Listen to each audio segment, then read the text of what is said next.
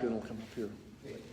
Question I have is, how do you feel like there ever be another fair election? I know you said about the common sense. There's no common sense Yes, sir. anymore. How do you feel about getting just like even hold people at the voting places accountable, whether military steps in or what? How do we feel like there could ever be another fair election? Because we pretty much know how this one went, and nobody wanted to really see it. Right. So I feel very good about Kansas. I think we had a safe, a fair election process here.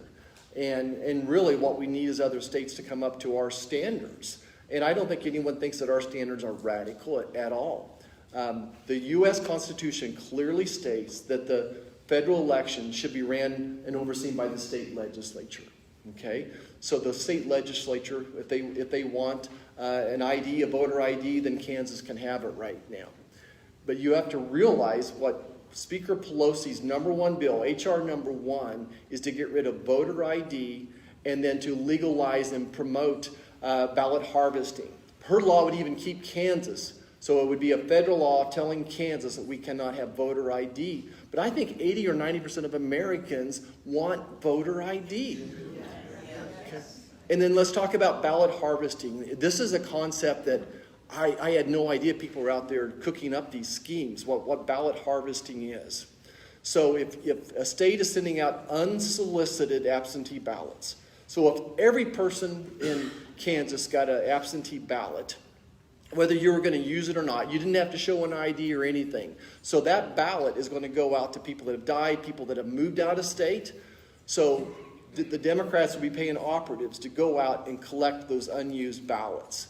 And to go into a nursing home or to go into retirement homes and collect mass numbers of them and fill them out for them. You know, I'm sure that they're saying, here, please fill it out and I'll take it in for you, right?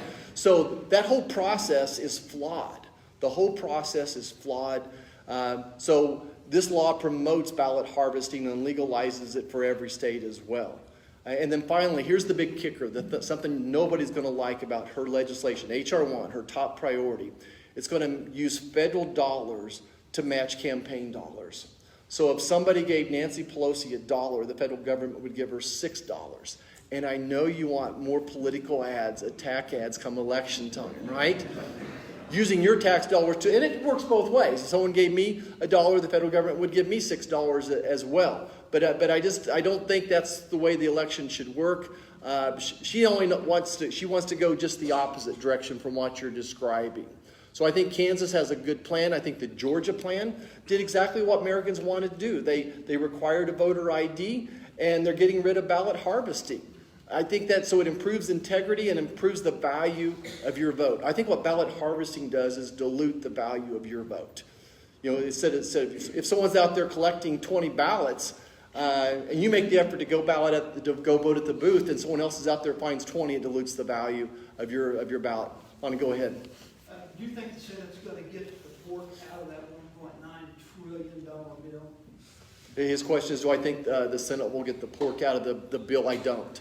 I think that this will be done on pretty much on partisan lines again through budget reconciliation. So there's only only one way the Senate can pass something without 60 votes, unless we get rid of the filibuster.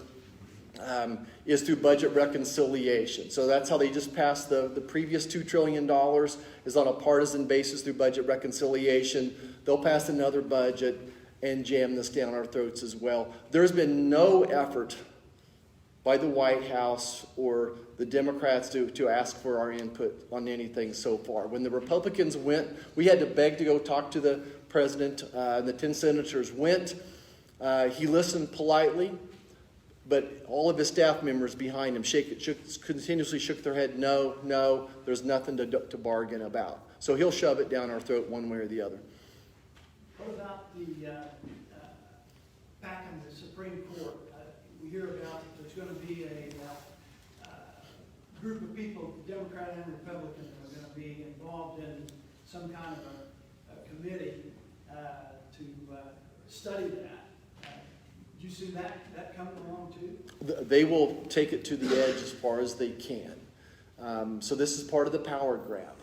This is part of the power grab. So if you're sitting there and you're a Democrat and you're concerned that there's more conservatives than liberals on the court, and not enough people are going to die in the Supreme Court. What do? Well, let's go add 6 more liberal judges to the court to get things changed back your way. So that would be their goal. So now they're forming the committee and praying about it, as I would say. And but they're already loading the committee. So the co-chairman of the committee that they're appointing, of course, is a Democrat operative. And it'll be, whatever ratio it'll be, I bet it'll be like 6-2. They'll have 6 Democrats and 2 Republicans on this committee to study it. They've already read the report written. I mean, I'm being facetious here. I assume they have the report written. But part of the getting rid of the filibuster, getting rid of 50 votes would lead to statehood for Puerto Rico. It would lead to statehood to Washington, D.C., basically setting us up with one party. Just the opposite of what our founding fathers wanted. And what, so I think this could be the biggest news of the week anyway. Yep, so we'll have to fight that one tooth and nail. Part of an extreme radical agenda.